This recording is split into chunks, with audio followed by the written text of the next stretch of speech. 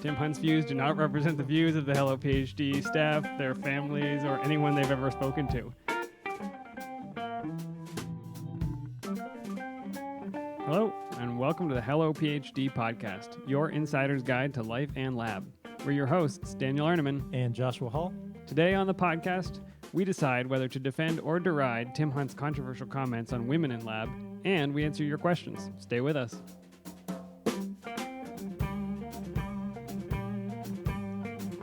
Every week on the show, we sample and review some tasty ethanol, and this week we are going way back to honor the beer that was a staple in our grad school days. What do we have this week, Josh? This week we have Yuengling Lager. And do you want to do the honors of opening that bad boy? No, please, you do it. You Okay, got it. let's see if I can do it without spraying Yuengling Lager everywhere. Don't get that on the mic, please. Oh, So I bought the smallest volume that I could find. who's thirsty? At the store. It has 24 fluid ounces, 1 pint. One pint, 24 ounces. Did you Google that or you knew that? No, it's written on the side. So tell them why we're drinking this. So we have sampled the Yuengling Lager for our inaugural Hello PhD podcast because this was our beer of choice as first-year graduate students. And probably second year and third year. And beyond. Yeah. Okay, toast. Toast. Cheers. So Yuengling, that comes from the great state of... It has a Pennsylvania beer. The oldest operating brewing company in the United States, established 1829. There you have it. And that is the official beer of episode 1. I have 2 facts to read about it because I think they're go for it. fascinating. So to be the oldest brewing company in North America, you have to have survived Prohibition. And they did this by producing near beers, quote unquote, which were 0.5% alcohol. And they made ice cream and ran dance halls. So I thought that was a useful piece Now of they made information. ice cream with the beer, I don't know if that's true. or they made beer and made And ice they cream. also ran a dairy and made ice cream. But Maybe that's how Ben & Jerry's got started. I think it was a different substance. Anyways, let's move on to the next section of the show now that we've got our Yuengling Lager here. Great. So what are we going to talk about today? Tim Hunt. Tim Hunt. Yeah, and let me go ahead and read the quote. Let me do the disclaimer, though. Tim Hunt's views do not represent the views of the Hello PhD staff, their families, or anyone they've ever spoken to. But here is the quote from Tim Hunt. And do you want to say who he is, and then I'll read the quote? So Tim Hunt is a Nobel laureate in the field of, is it biochemistry? You got me. Okay, we'll edit that out if I'm wrong. And so he I guess was speaking. And what did he say, Dan? So I'll do my Tim Hunt impression. Let me tell you about my trouble with girls. 3 things happen when they are in the lab. You fall in love with them, they fall in love with you, and when you criticize them, they cry. Tim Hunt, everybody. Yeah. All right, well, that's the show. So I don't think we can leave it there. So Twitter blew up. yes. And it ended up in him actually losing his job. Yeah, so this guy, well-respected scientist, he and his wife both, if I understand. Obviously, there was outcry over this. Twitter blew up as it does, and he was forced to resign. So what do you think about that? Well, I think we can agree it's a stupid thing to say.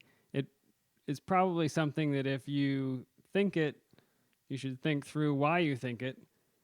But that part's obvious. To me, it's interesting to think of scientists losing their job over like a Twitter fire. It's really fascinating. Yeah, I mean, there's several issues here. It's hard for me to, to separate some of these out. So on one hand, there's the issue of continued sexism in the science culture, and there's been a lot of back and forth in the media lately over the extent to which that exists. I mean, there's a lot of high-profile stuff that's been out there about income inequality, and that certainly happens between men and women in science. And we can probably devote 5, 10 shows, 15 shows to just those topics. Yeah, we should talk about that. So there's that whole issue, which is in the front. But yeah, then there's also the issue of social media in general and the role it plays in the world we live in now. And this is a great example. Someone with a very established career, a Nobel laureate, losing their job over a line. What he says is a joke. I mean, he claims it was a joke. It's ironic. Of it course. was a joke. And Tim Hunt has said he goes grocery shopping, so that that abdicates him from everything he said because he in fact does get groceries sometimes. There are cases that in life you should stop talking. There are times when your explanation really just makes it worse. I think that was probably one of those statements. Yeah, and I was at a conference recently, and there was a panel, and one of the topics that came up was just this. This was actually before the Temp Hunt thing. This was about a month and a half ago, but the topic was about women in science. And this topic was being discussed among the panelists, and then a very astute graduate student stood up and pointed out that the individuals discussing the topic of women in science were a panel of men, and Yeah. the irony of that. So I think really, maybe this is something for future show. We should have some of our female science colleagues come on and discuss their views on this. Yeah, I think that's a great idea. I also want to, it is a bit of a train wreck, and it's interesting to observe and to watch this man's career explode. But what do you think? Just do we have a responsibility as scientists to make the workplace fair? Do you think there's something that individuals can do? Yeah, absolutely. I mean, I think scientists more than anyone. I mean, we devote our lives to truth and to trying to avoid bias. Right. That's the whole reason we have statistics. Right, is to avoid our own gut feelings, avoid our own biases, whether they are explicit or implicit. And so, certainly, I think in this case, whether we're talking about gender, race, ethnicity, whatever we're talking about, science, we should be on the front line of getting beyond that. Apply your scientific thinking to your own prejudice, basically. Absolutely. Take a look, unpack that. And studies are out there that show education level in no way prevents you from some of these implicit biases. And maybe that's a topic for a future show as well. That's great. Well, we'll leave that there for now, and we'll continue to pay attention to how that story unfolds. We've got a couple questions that came in this Sure, week. and I want to say too, if anybody out there listening has some comments on this topic, especially some of our female science listeners, feel free to email us podcast@hellophd.com, or you can tweet at us at hellophd.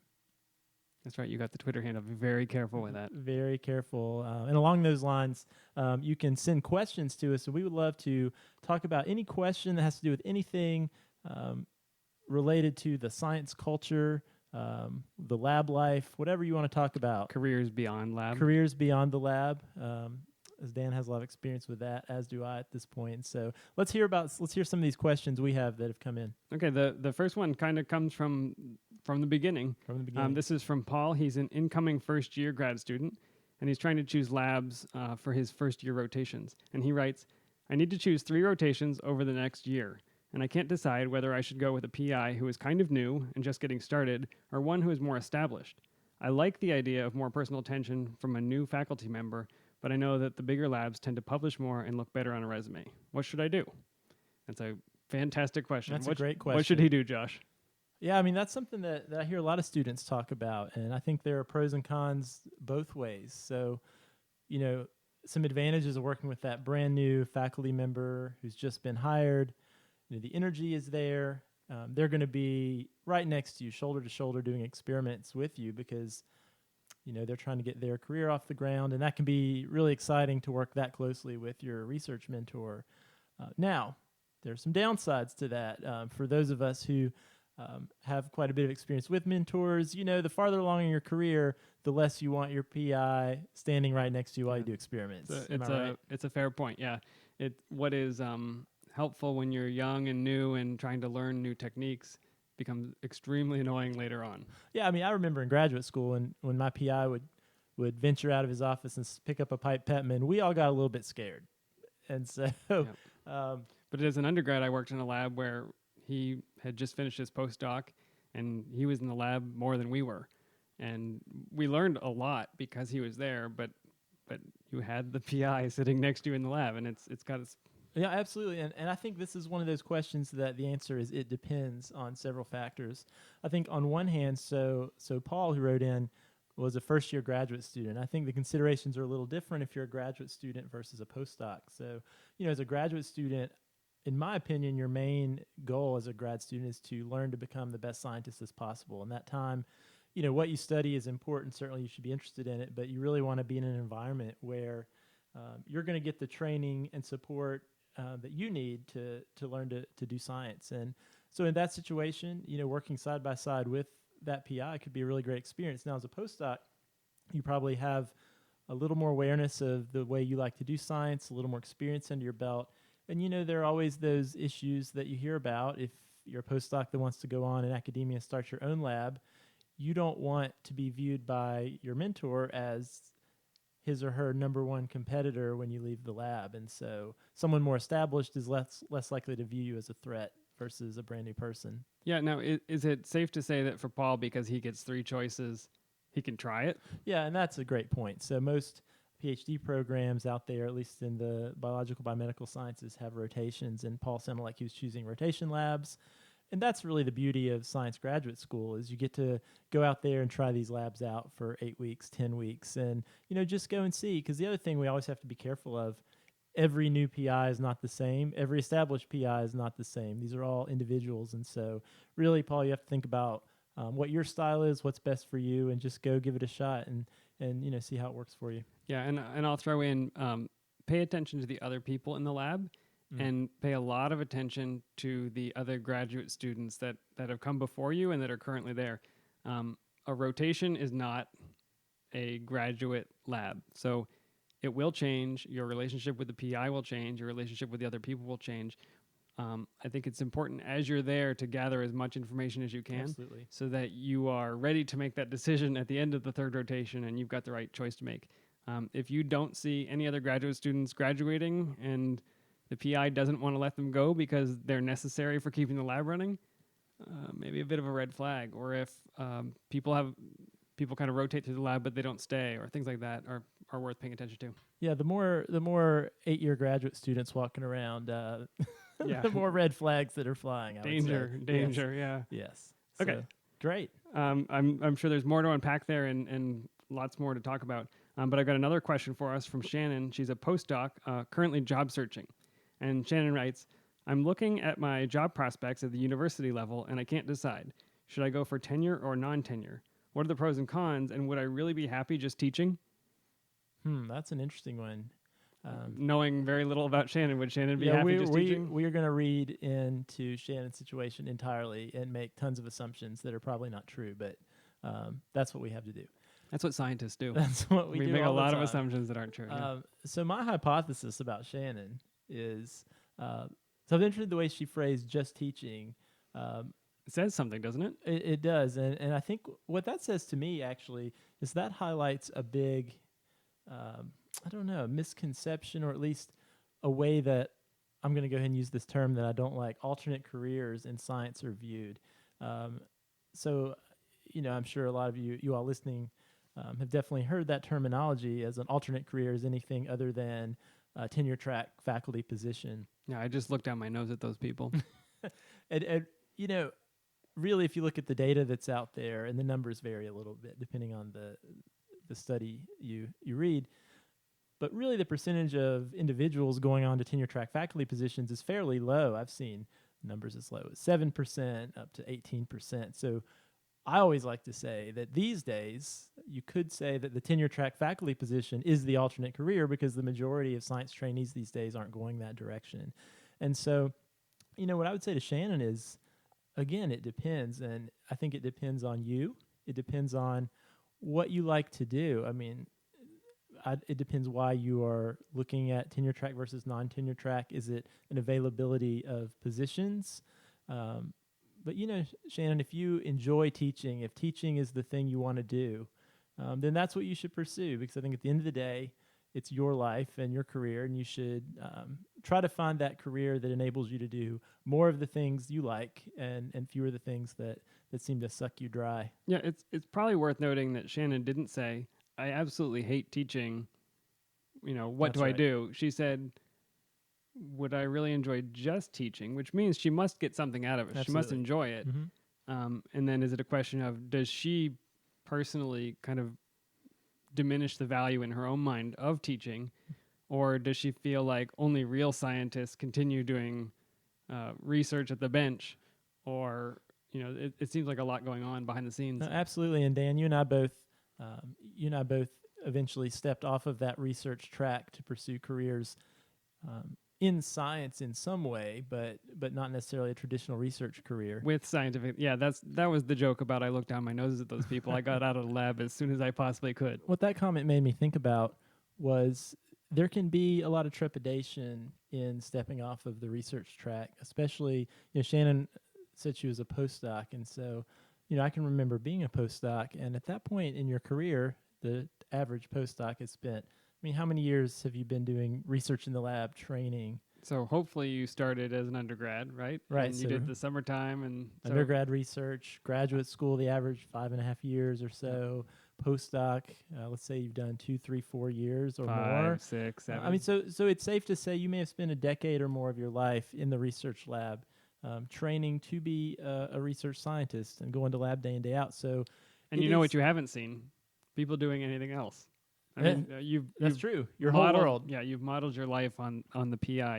You've tried to understand how to get grants and how to manage a lab and how to order reagents. Absolutely. And so there can be a lot of fear, even if as a student or a postdoc, you start to think about other things you might like to do, to jump from that research tree to some different tree that may seem cool, but you really have no experience with it. And so that's not a trivial decision to make. It's the unknown, and it's stepping into the unknown. That's scary regardless. Absolutely. And I remember personally having that fear of, what if I make a mistake? I mean, I don't feel like this necessarily is for me, but at least it's it's a known quantity.